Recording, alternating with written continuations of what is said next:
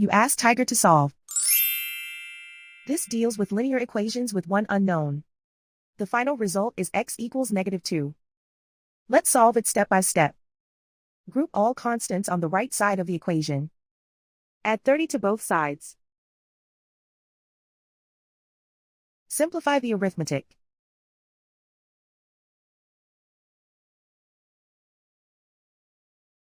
Isolate the x. Divide both sides by -30. Cancel out the negatives. Simplify the fraction. Move the negative sign from the denominator to the numerator. Find the greatest common factor of the numerator and denominator. Factor out and cancel the greatest common factor.